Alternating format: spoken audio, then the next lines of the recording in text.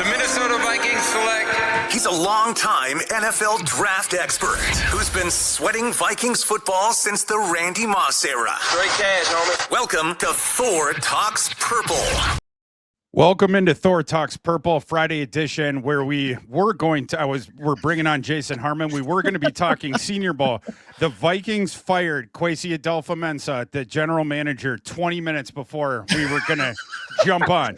So this episode will not be about the Senior Bowl. This episode will be about the firing of Kwesi Adofo-Mensah, who we saw on the sidelines a couple days ago at the Senior Bowl. Spending like 20 minutes on Tuesday before you were still trapped, talking to Ian Rappaport and Jeremy Fowler in the corner of the end zone.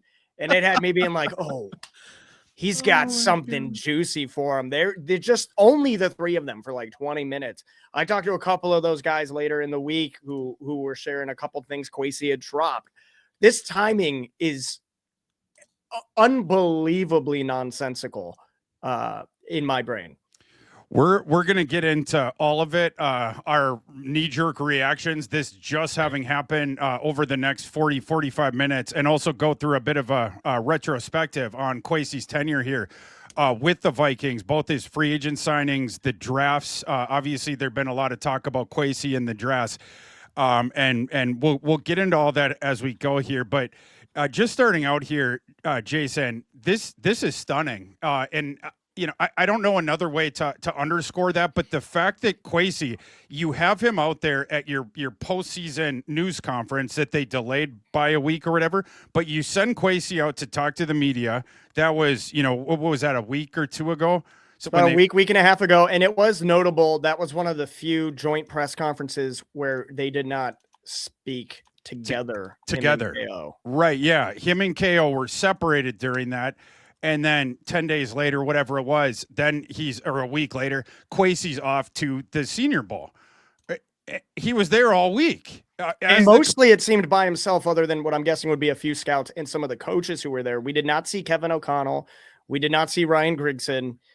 So they almost sent the man away and then made a decision while he was gone. It's sort of what it feels like he's outside of the building and all of a sudden we can get in a room and talk about his future a little bit. It is so bizarre to do this while he is at the Senior Bowl. As far as we know, he is still in Mobile. He's going to be traveling back here and maybe immediately after that news. The timing is just so odd, Jason, doing it at this time, getting him out of the building and then sort of doing this at the end of Senior Bowl week. The Vikings in their statement, and as the show goes today, the news is still coming out, so we'll hit that, as it sort of comes out. But the Vikings statement on this of dismissing Kwesi Adofo-Mensah, they also said in that statement that Rob Brzezinski is going to take over at sort of the draft operations through the draft, and that the Vikings do not intend to hire another general manager until after the draft, which is another bizarre subplot of this. You fire your general manager who you've sent down to the NFL's premier pre-draft all-star event during the week, only to announce that you're not going to hire his replacement until after the draft. So we are, I guess, to believe here that it is going to be the same cooks in the kitchen during the draft process outside of the top guy. And I know that probably will assuage some Viking fans of like, well, Kwesi's not there and the drafts have been bad. And we're going to get into the bad drafts here in a second. So just bear with us. But like the whole thing with Kwesi, it was always getting everybody else's opinion in order to inform his. Right. And some of these bad picks, you can trace it back to a specific assistant coach or someone else around him. Keeping all the other guys there and just taking Kwesi out, is that going to fix what the issues have been with the draft? I kind of doubt that. Yeah. And my phone's blowing up right now. I'm trying to see if I can get any little pieces of insight. I've gotten a couple so far that I'll kind of share a little bit of, but the theme seems to be just some massive disconnects. Alec Lewis, I have it here. I believe I screenshotted it. One moment. I've got that for you here. I got it here right here. Talking to Viking staffers, this was not at all expected to happen at the key part here at this point in the calendar. Many are blindsided. There's certainly been a lot of tension in recent weeks and months. And I think everybody with eyes who follows the team could feel that and pick up on it to some extent. And a lot of murkiness with the decision-making process. But then they're giving the interim role to Rob B, and he's going to be the guy that for many they've thought would be a GM candidate for the Vikings, but he's talking to people inside the building. He's never wanted that role, and has even in opportunities where maybe other teams have sought him out, or in 2022, because he's been around forever, he just never really put himself out there. Is he a guy who's more in line with, the Spielman type of regime, or was he lockstep with Kwesi? What's happening with Ryan Grigson? Do any of these people even matter? Because now, is it just the Kevin O'Connell show? Will he almost have full roster control, at least in the interim? And also you got to think, if you're a GM who is thinking of taking an interview with the Vikings come April, you're coming into a ship that you have built no part of. You have had no insight into. You have had no impact or effect. If this is really something, and I was told by somebody very trustworthy, somebody very close to the team, that they really thought this was going to happen last offseason, and they were surprised it did not. If this was something the team wanted to do, why not get a head start? Why not find that GM who is in lockstep with Kevin O'Connell? Name I love is John Mackey, who was the assistant Rams GM, was there when Kevin O'Connell was there. Why not start that process now or earlier when you can actually be impactful? This seems like the team made a panic decision, and that I'm more worried about the logistics of this upcoming offseason now than I would have been if Kwesi had stuck around, because this just, in my brain, does not compute how this is going to work. I agree with that. What is the plan here? Why did you send him out to talk to the media, 2 weeks after this the last regular season game, if you didn't intend to have him back? Why did you send him? Why did you pay for him to go down to Mobile, Alabama, to be out there on the sidelines scouting prospects the last 3 days if you intended to fire him? The timing of this thing is very weird. And then the plan, as described, is very weird.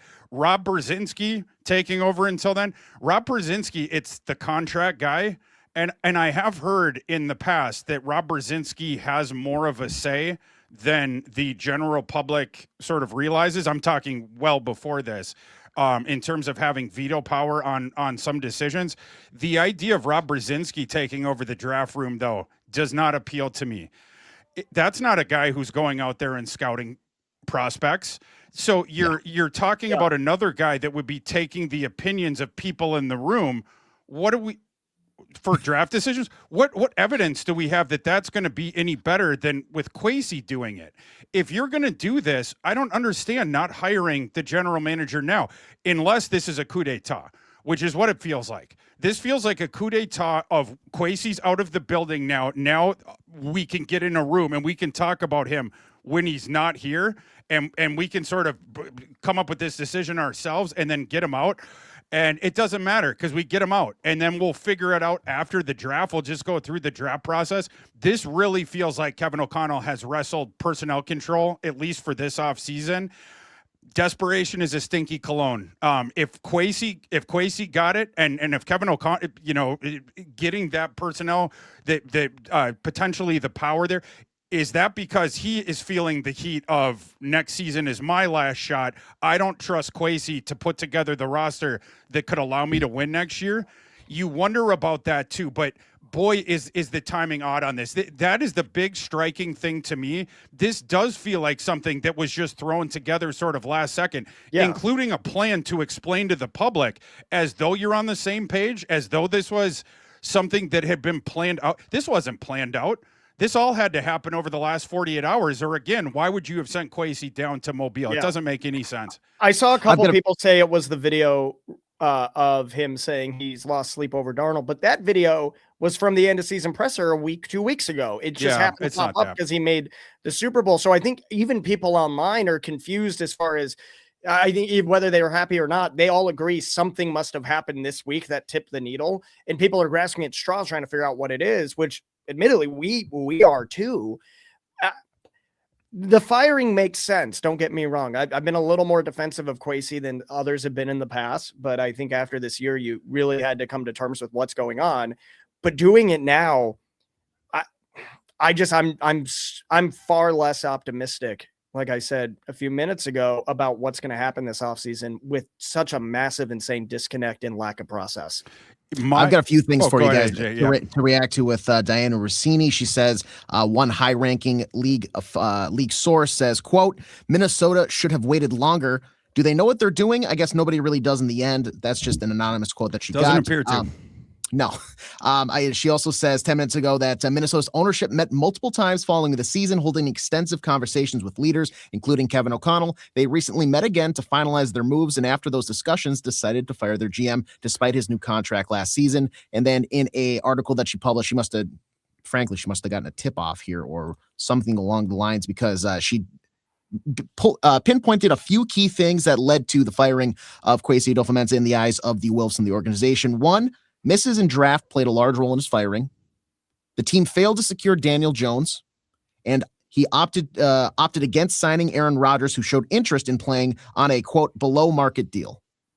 Those are the three things that she at least has listed in a recent article. Obviously, there's more developing here as we're reacting with this news continuing to break. The first two totally jive to me. And we're going to go through the draft history here in a second, and you'll get the sense of that as far as the draft goes. The Daniel Jones thing as well, it seemed like that was just, we're going to do this. This is going to get done. And then when Daniel Jones changed his mind the last second, you don't really have another plan. It took him a really long time to circle back to that. And it ended up being the day 3 trade with the Seahawks to get Howell, who was a bad fit. And you end up signing your QB2 a week off the streets for the league minimum a week before the season started. That was poorly done, and certainly contributed to the struggles last year when you started to have injuries at all positions, but the quarterback position there and the offensive line was bad because the injuries that you had there, the depth, it goes back and speaks to the draft stuff. That third tidbit, though, is kind of interesting because Rossini herself and her colleagues, they had reported previously last spring that the quarterback decision for the franchise of the Vikings, that those decisions were all made by Kevin O'Connell. The way that she's reporting this, it's like, they talked to O'Connell and then this decision ends up getting made. And then one of the reasons for it, though, is that Kwesi didn't want to sign Aaron Rodgers. But if it is that Kevin O'Connell has final say on that, I'm a little bit confused vis-a-vis the Aaron Rodgers aspect of that. Jason, did you have any thoughts? Yeah. I don't know. I'm trying to process all of this because a lot of it makes sense. A lot of it doesn't add up. Ooh, here's the one thing I'm worried about most. And I love Kevin O'Connell in many ways, and there's a lot of things that frustrate me about him. Whoever they decide going forward as the quarterback and whatever happens next year, what I do not want to see happen is the team ends up in a position where they miss the playoffs or make the playoffs, and once again, for what would be the third time in Kevin O'Connell's tenure, they come away without a playoff win. And Kevin O'Connell gets the added grace of, oh, what did you expect? They fired the GM. They didn't get one till after the draft. I don't want to see that be an excuse because he is going to have full undeniable say in this. I don't think the team would name Rob as the interim GM, so to speak, and list the problem being that there was a disconnect between the coaching staff and GM if Kevin O'Connell wasn't ultimately going to be pulling the strings. So I think now more than ever, Kevin O'Connell is going to be in the hot seat, or should be, in my opinion, heading into next year, because he's going to be the one driving almost every decision this offseason. Yeah, again, the way that this is set up and the ownership talking to the coaching staff, and then that's when they make this, it really does feel like a coup d'etat. It really feels like this is what Kevin O'Connell wanted, and then not hiring the GM until after the draft, the announcement. I just find it so weird.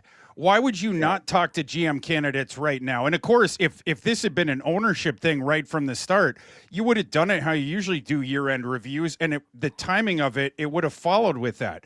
The Vikings had so much time between the last regular season game and then when they ended up doing that press conference where Kwesi and Kevin O'Connell were strangely split. You had a lot of time in there both to evaluate.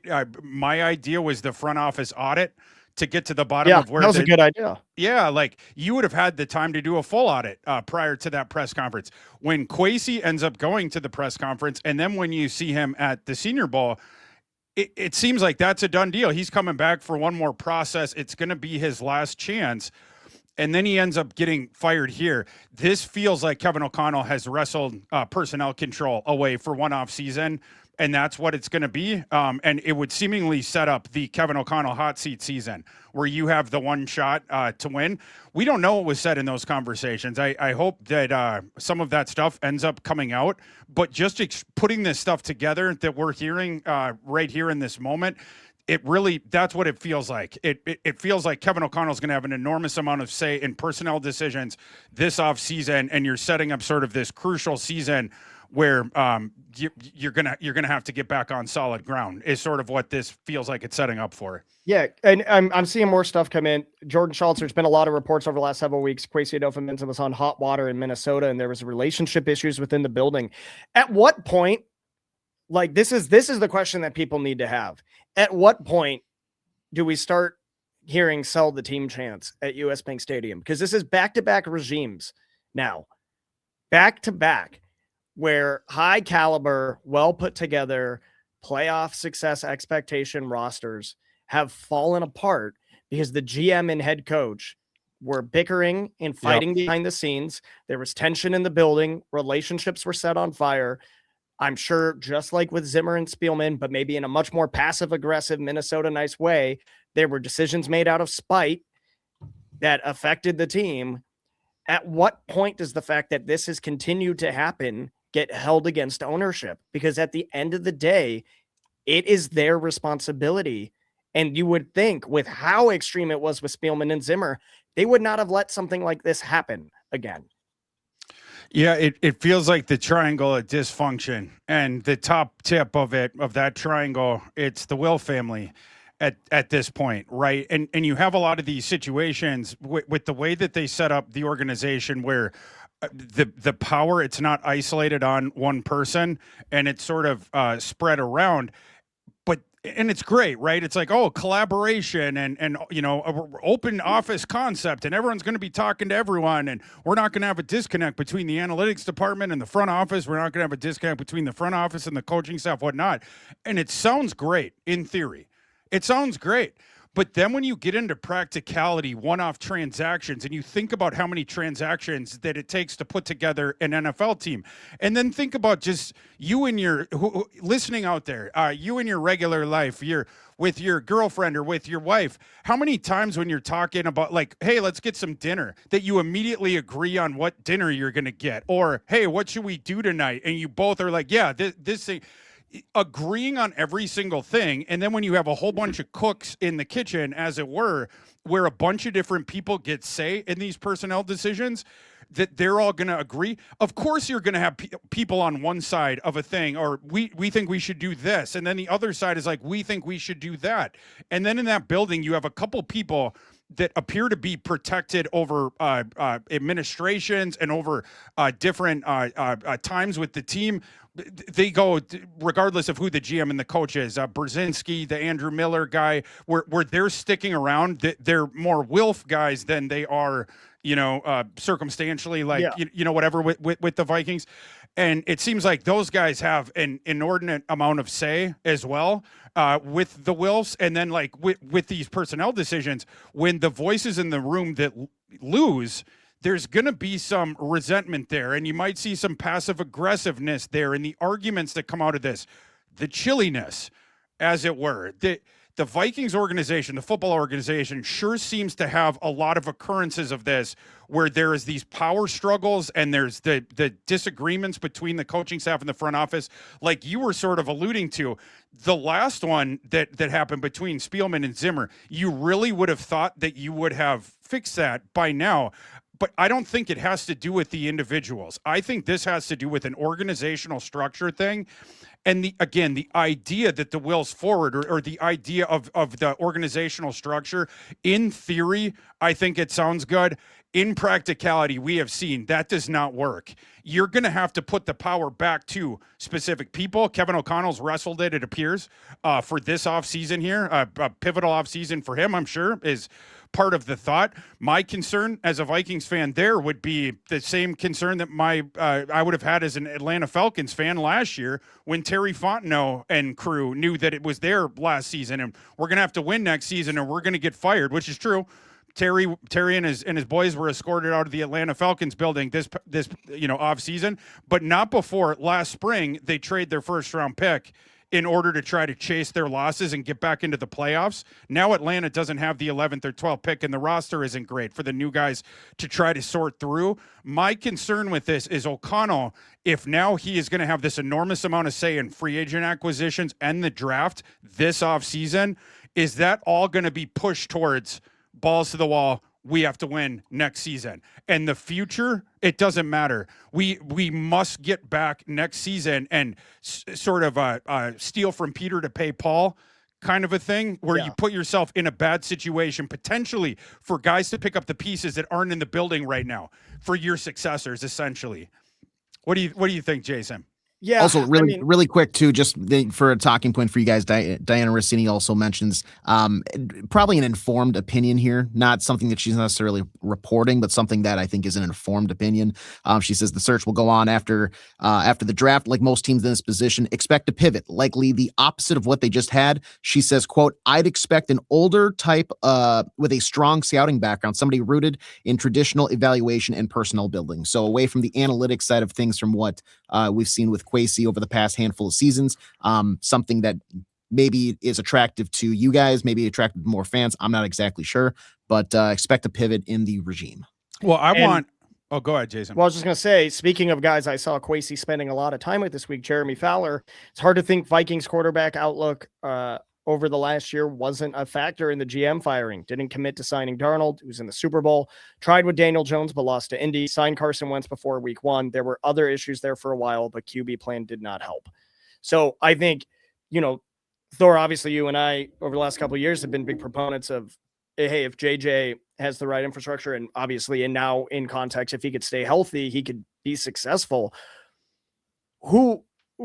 Who is going to make that decision now outside of Kevin O'Connell? And will there be anyone to challenge him? Is there going to be just a return to his, comfort food, as I've labeled it, with a now 38-year-old Kirk Cousins?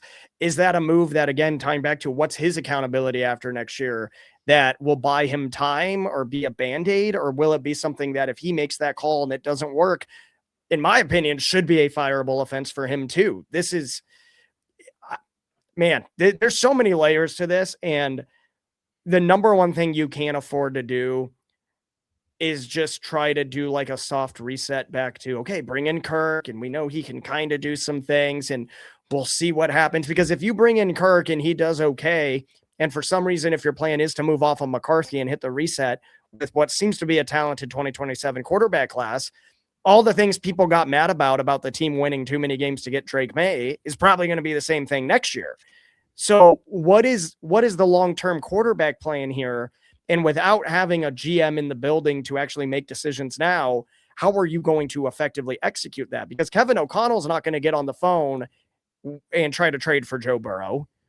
And if Rob tries to do it, they're going to laugh at him because he's not the GM. So what is your long-term quarterback play in here if there is apparently such a disconnect over what the decision was?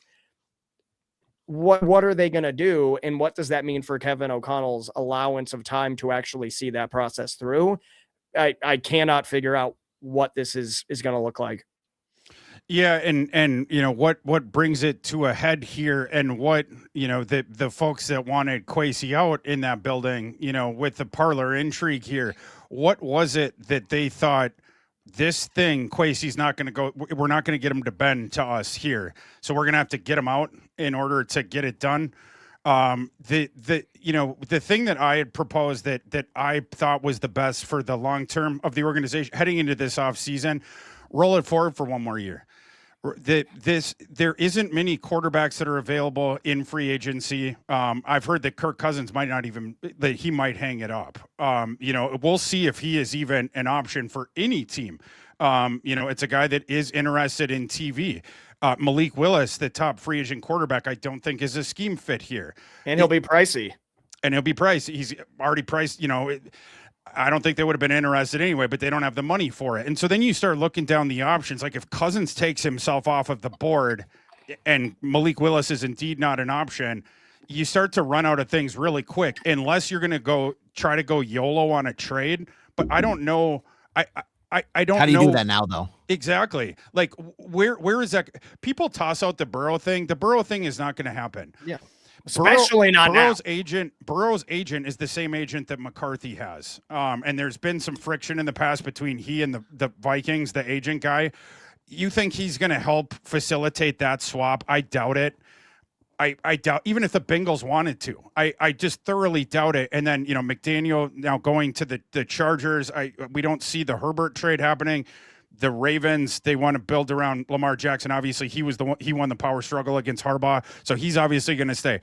I don't know what other options that you have. And then, in this draft, it's the one quarterback draft. That ends right after the Raiders submit the card for Mendoza. But the 2027 class is awesome. So the way that I saw it is you roll it forward for one more year. You already set down this path. This is something that you were building towards for multiple off seasons. You got it done. This coming season, you just see, right? If McCarthy turns out and things turn around, great. You're set going forward. If he falls on his face and the team is bad next year, great. You're at the top of the 2027 board, which is stacked with quarterbacks. That's a quarterback class that is actually going to compete with McCarthy's quarterback class itself in terms of quarterbacks. What was that class? Was it the 6 in the top 12? By the time we got to Williams, May, Daniels, Penix, McCarthy, Nix. Yeah, so in 2027, they could compete with those numbers. I don't know if we're going to see 6 in the 12, but they have 6, 7, 8 quarterbacks in that class that are attractive as first-round guys, at least right now, right? And we'll see what happens. But I don't understand this move. At the timing of it is confusing. Yeah, and I go back, I'll double down, and you said it too. You're not, even if you had a guy who demands a trade out, a major trade, and you'd be talking about exchanging multiple firsts, do you really want your interim GM to be the guy to facilitate that? Do you want your coach to be the one to facilitate that? Who is potentially trying to save his job in a one-off scenario? It's not going to happen. And if every, following the tea leaves, it seems, and I still believe in the moment Kevin O'Connell really did mean when he said, and if he was wrong, he needs to be held accountable, that JJ McCarthy was a franchise guy. What it seems to me now is that he's trying to cover himself a little bit and be very non-specific and try to downplay what was said and the belief in him, so that if he turns out great, then he can take credit. And if, like you said, if he falls on his face, then now his hands seem a little more clean than I think they deserve to be. But again, like, who are you going to put into this situation? If the goal is, we just want to play competent football, that's great. But you're not drafting a long-term quarterback in 2027 because the Vikings had just enough competent quarterbacking to miss out on the guy everyone says that they should have sold 4 first-round picks for. So there's no long-term vision. This is going to be the Kevin O'Connell saves his job show, and that's not how you build a team. No, it's definitely not. But Jason, here at the end, let's do the retrospective on Kwesi and sort of his record, and we'll just lay it out with his tenure now being over. We're going to start out with the draft. We'll walk you through his drafts, and then Jason's going to hit the free agency moves so we can just judge for ourselves. But I think for this exercise, boys, what do you think? I'll toss a name at you. we'll say hit or miss, and or a third category, jury's out or incomplete grade. All right. Well, let's do it for each of the picks. Yeah. I'll keep it Yeah, tally. Okay. All right. Well, we'll start out with the first one. Louis Scene. Okay. Miss. You know, Okay. We don't have well, remember, it's not just Lewis Seen. It's Lewis Seen in the context of trading out of the 12th overall pick, missing out on a number of disaster all the way guys. around. Yeah. Yeah. Given the Just Lions, Jameson Williams. That one should have been Kyle That is Hamilton. not that is a miss. That is a hit to my frontal lobe as far as how painful it is. So then another pick acquired in that one, Andrew Booth, was a miss. Ed Ingram, do we call that a miss or do we say incomplete?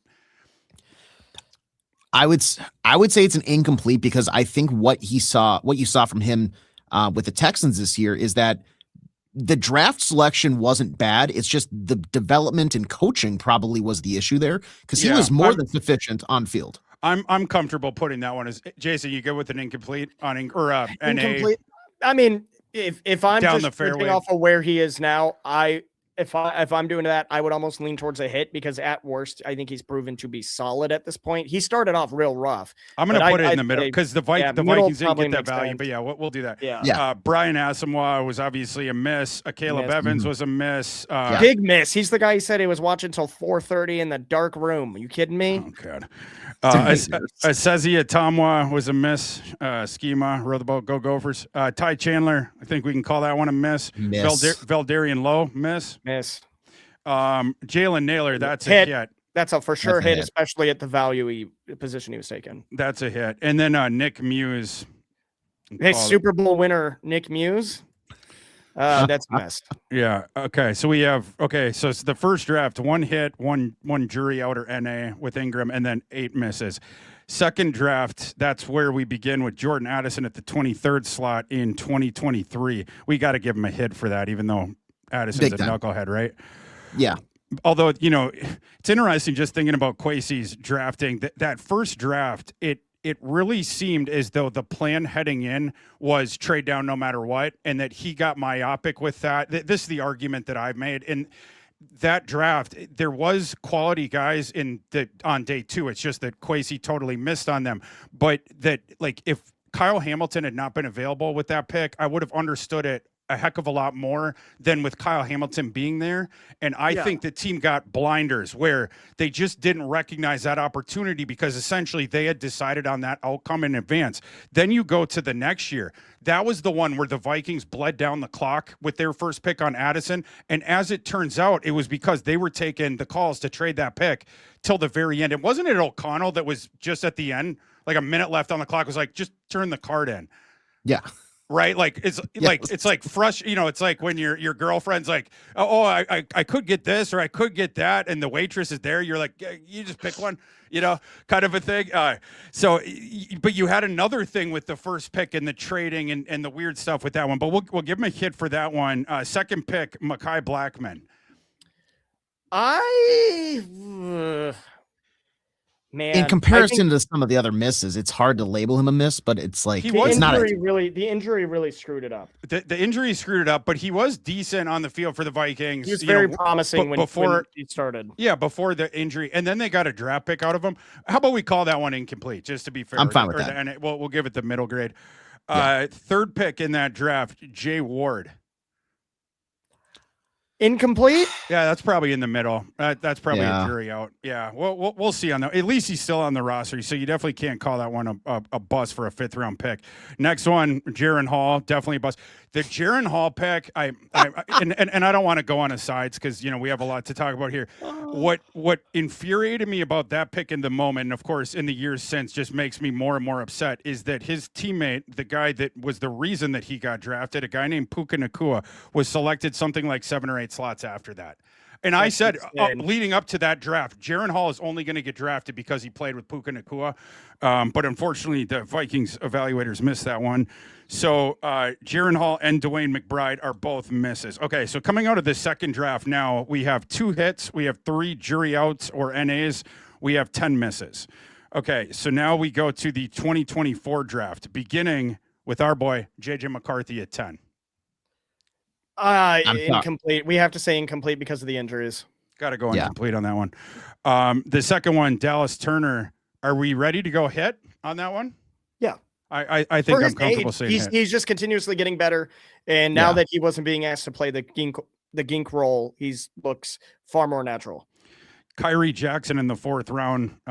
We're just gonna, yeah. I think I stand by. I think he would have been very, very good. I think that he had a lot of promise and a great work ethic, and I think that one, is Tragedy. just nothing but sadness. Yeah. Walter Rouse in the 6th round, 177th overall. I'd just say probably. I think it depends on their intentions, because you drafted a tackle knowing you had 2 high-level tackles. If it was just to have a guy as a depth piece, then in that case, I'd say technically a hit, but he struggled mostly when he came in, but we just haven't seen enough. I'd say probably incomplete. How about this? Between Rouse and Juergens, how about we give them 1 miss and 1 incomplete? Is that fair for those 2 picks? Yeah. Okay, yeah. We'll just kind of spread them. Then our boy, Will the Thrill. The biggest hit in franchise history. That's what you call a bullseye. I'm building Kwesi a statue just That's a battleship. Yeah. Yeah. And then the last one, Levi Drake Rodriguez, is of course a hit. Okay, so coming out of that one, we got 5 hits, we got 6 jury outs or NAs, we got 11 misses. And then the 2025 class, Donovan Jackson at the start. Just for a second here, talking about these other drafts, and the first 2, the first pick was a real thing. The McCarthy pick, I don't know. Like, I don't know the other conversations going on there. At the moment, like, because you were down at that point, 4 quarterbacks were off the board. So I don't know if there was any, they ended up trading up the 1 slot. It seemed like on the videos that we got that more or less everyone was on the same page with that in the war room, like that moment.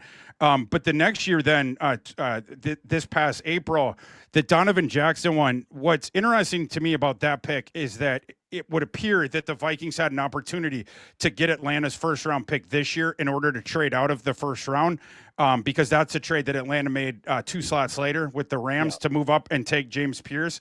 You have to assume that offer was out there for the Vikings, the same one. And that was my whole thing with the last draft, is like, I understood why they took Donovan Jackson. It was the last sure thing, immediate start guard that was out there that you feel really good about. So you understand, but then also it's like, I don't know if I would have turned down Atlanta's 1st round pick next year. And then I think they got a 2nd in that thing as well from the Rams.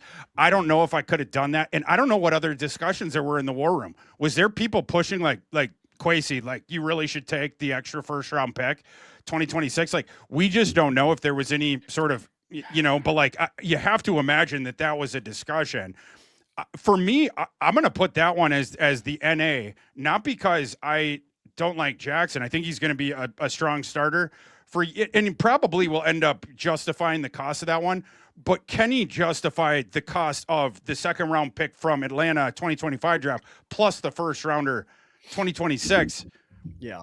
That's where it makes it hard for me to call that one an outright hit. So I'm going to say, that the 2nd pick there, Ty Felton, we got to call that a miss, right? So far, yeah. Like, it's certainly not a hit, but I could hear an argument for incomplete, but I'm fine with just labeling miss right now. Ingram Dawkins? Go NA on that one? Was he a 4th or 5th rounder? He was early 5th, I believe, 139. I'd say a hit, incomplete, but I'm leaning towards for the value him potentially being a hit. Okay, I don't think it would be a hit yet. I would say incomplete in my opinion. And then the last 2, I think, are just straight misses, Kobe King and Bartholomew. Well, they cut. Oh, yeah, Kobe King's gone. Bartholomew, I have to say incomplete because he was injured the entire season. And the thought process I've seen is that he will be, when KOC decides to use a fullback, your CJ Ham replacement. So I got better ideas for that fullback position in the draft this coming up here this spring. But get on the phone with Rob and Kevin, buddy. Yeah, I'll get in line on that one. Our little audit here, we had 5 hits from Kwesi's drafts. We had 9 jury outs or NA grades, and we had 13 misses there. but yeah, some of them hurt. You think about the trend, because these are just the picks as they were made, sort of judging that.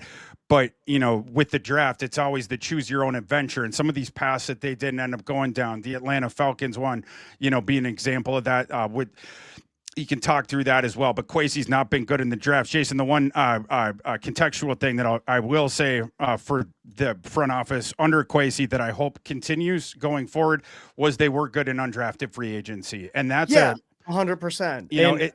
It's a part scouting thing, but it's a part investment from the ownership thing. And you would hope that at least the latter is going to continue. But just some names, the past one, Max Brosmer, Joe Huber, Ben Urosek, other ones that they got an undrafted free agency since 2022, Ryan Wright, Ivan Pace was, I believe, the second process for Kwesi, Najee Thompson, the special teams demon. So they did get some guys in undrafted free agency. Was that enough to make up for the bad drafts? No, but it was something. Yeah, looking at it that way, and then the big guy. Everybody said, "Wow, Kwesi might low key be a genius in finding," was Ivan Pace, and he fell off a metaphorical cliff, and now is going to be very interesting to watch, how teams value him. And then, Kwesi tried to tee that up this year with Brosmer. Hey, we had this little secret. We almost regretted putting him out there, but luckily we still got him. And, I felt I was pushing Brosmer propaganda during camp as a guy I called very early. He would, not only stay with the team to some extent, whether on the practice squad, but make the 53. But whatever everyone evaluated there just went so off the rails. It was crazy. When the season actually started. So I think even the UDFA talent he's been good at evaluating maybe took a hit. I think the best player that he and his staff identified and found in a non-traditional way was Jalen Redmond. I think that the way that he is going to probably go down as the best sneaky acquisition or signing that Kwesi made. I'm happy for that, but I do think that you have to have very clear-cut hits in the draft as well. For sure. Yeah. And it wasn't good enough. I did think he would get the one more shot after we kind of figured out who's been giving him bad advice. Some of these other drafts, obviously that's not going to end up happening. But yeah, it would appear in this moment that there's going to be a lot of the same kind of guys in the building, just not Kwesi. It's kind of making that last decision for the draft. Jason, you want to really quick, we're getting up there on time, but really quick, let's run through some of the free agents. Some of these names, man, I had completely forgotten. And I forgot, especially with this 22 class. Defensive tackle Julian Taylora, cornerback Nate Hairston, offensive line Jesse Davis, Chandon Sullivan. He still was robbed of those 2 touchdowns, by the way, that got whistled down. I will stand on that hill. Guard Chris Reed. That was by many seen to be a big signing, and that went nowhere. Patrick Peterson, Za'Darius Smith, Schlottman, Harrison Phillips, Johnny Munt, Jordan Hicks, extended Ty Smith, cornerback, Sean Mannion, Jordan Berry, and extended Kirk Cousins. And then heading into 2023. Just give us the big, like the top line items. Yeah. Brandon Powell, Bullard, Dean Lowry. They did bring back Madison that year. That was the year where they let Dalvin Cook go and decided to bring back Madison, Byron Murphy Jr., Marcus Davenport, and Josh Oliver. So that Davenport signing one's got to be discussed. That was a miss. The Murphy one is definitely a hit. Yeah, 24, Aaron Jones, Brandon Powell, Gernard, Van Ginkel, this is the good Cashman, Darnold, Tillery. Looking here, I'm going to add him to the list.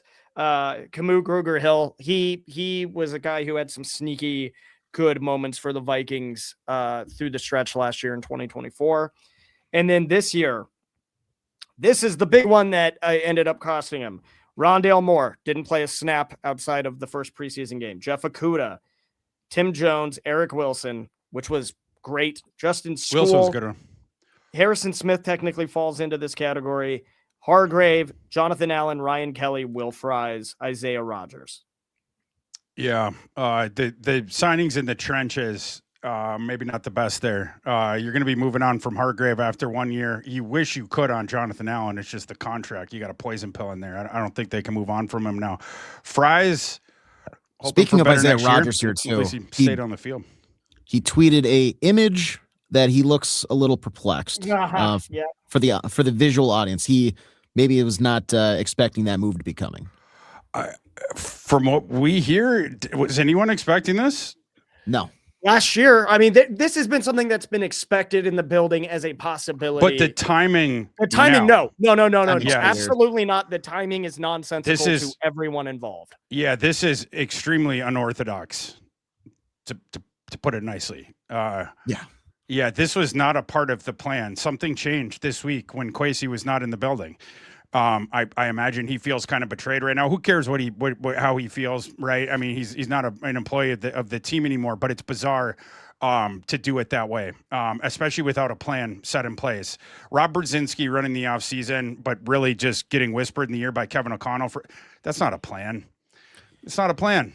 And if the issue was the drafts and now the whole bill, it's still the same guys there that are informing those decisions. It's just a different kind of vote taker, right? That's counting the votes before. That's an improvement. I don't know about that.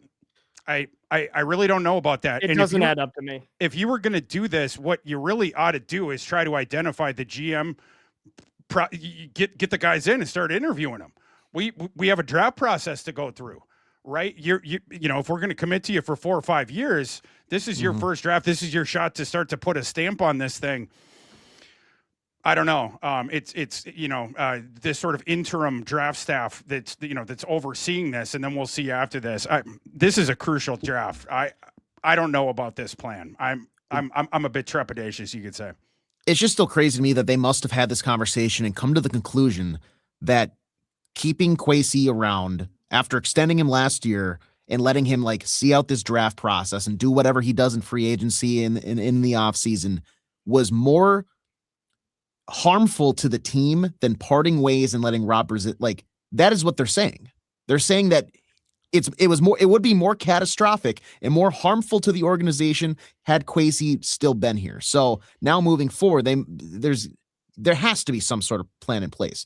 This cannot be a emotional, rage-filled Sam Darnold's in the Super Bowl and then all this other stuff, compounding in the sake of a day. It's a rash decision.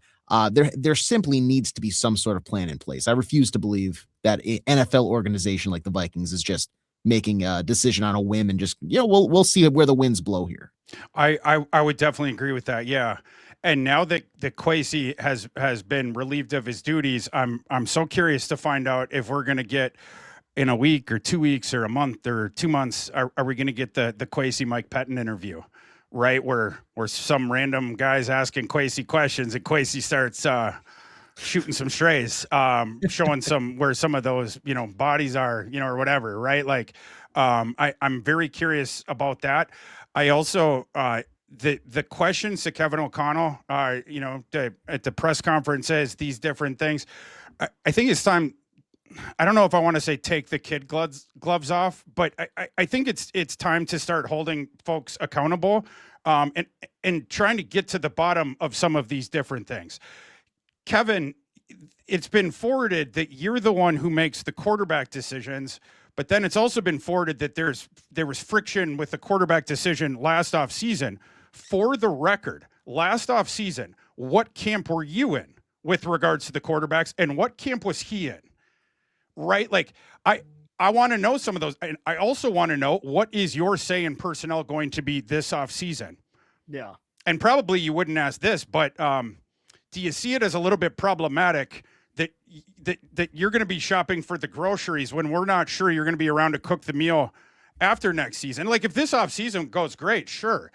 But again, with a guy where you're not sure about the long-term future, we just saw today, you can't count on anything in that building, right? And already the hot seat kind of stuff. I don't know about that. Giving him personnel say like that, like it would appear here. They're going to say it's Rob Brzezinski. Rob Brzezinski's a Wilf guy. He's a lifer in that building. Yeah. He's not the one that's going to be making the call on the first round pick or where most of the free agency money is going to go. And he's not unilaterally going to decide on the quarterback. He's going to do the thing that he's told to do, right? He's going to execute that, right? And it seems like most of that say is going to be coming from Kevin O'Connell this offseason. This is going to be pretty fascinating, Jason. Buckle up. I'm trying to also keep an eye on because I've never seen Vikings Twitter like that. We've seen some crazy things. This is probably the craziest I've seen Vikings Twitter. I have a few people who seem to be going against me a little bit, being like, no, this is a great move to have Rob in charge. Maybe the case, but why not do it on a permanent basis and do it earlier? Yeah, if Rob Brzezinski was a great talent evaluator in this, he would have been the GM before, or he would have gotten interest from another team. Or as I've heard, he's not interested in it. And even if it's in a temporary basis, I don't think a guy who doesn't really want that role should be doing that role at all. No offense to he's great. I love Rob. Rob is the most valuable under the radar outside of the Vikings fan base, front office man in the NFL. I fully believe that. But don't have him do something that he doesn't want to do for a time frame that doesn't make sense. Either make him the guy full time and do it earlier, or just get a GM. It could work in theory. I tend to be very optimistic, but logically laying this out makes it incredibly hard for me to feel a ton of optimism. I know that Rob Brzezinski's not going to be making those decisions. He's at, that's how they're forwarding it. Who actually is, though? And which one for Viking fans is scarier? That it's Ryan Grigson or that it's Kevin O'Connell with a hot seat of one off season to fix your roster, try to get it how you want it for next year? I think I'll say this. I'll amend my thinking. I think that the chances actually, with that context of a big trade, have actually gone up significantly, and I think that it has a chance to dive bomb the franchise if it doesn't work. There had to be a thing where it's like Kwesi's not going to go along with this. Yeah. Why else the timing now? Why? It doesn't make sense unless it's something like that of like didn't the team said, the front office not on the same page of the coaching staff? What could that mean? Right? Someone has just assumed power here that they didn't have over a decision that they want to make.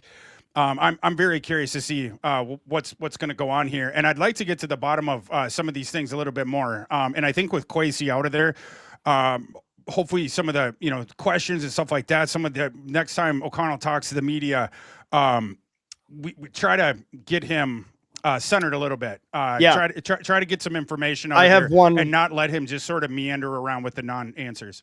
I have one thing to add from somebody in the building.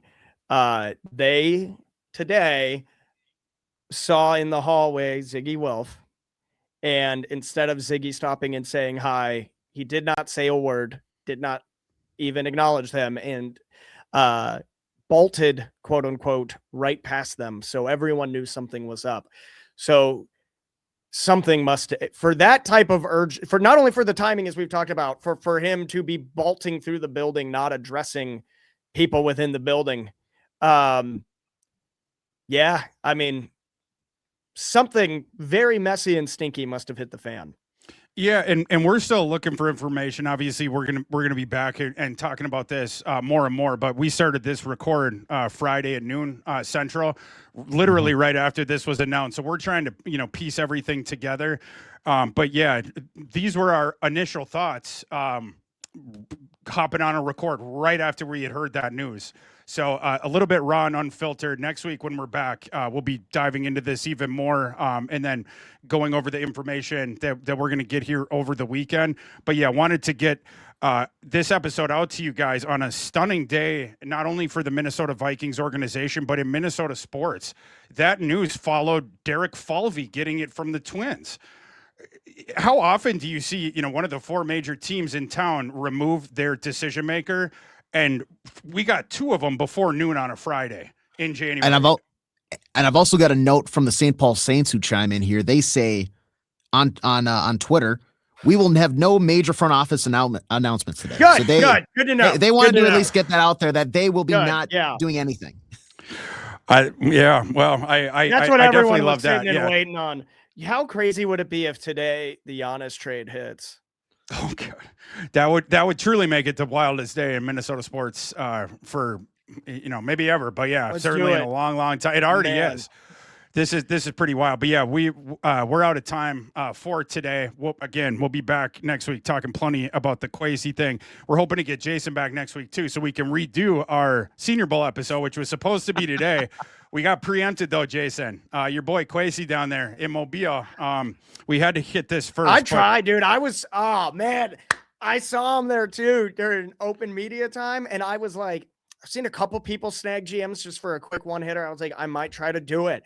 And man, that would have, in hindsight, done numbers. I really should have been a little more feisty and getting over there and just trying to get a couple quick words from Kwesi. But man, it's just surreal. Literally, Thor, less than 48 hours ago, we are sitting there watching him.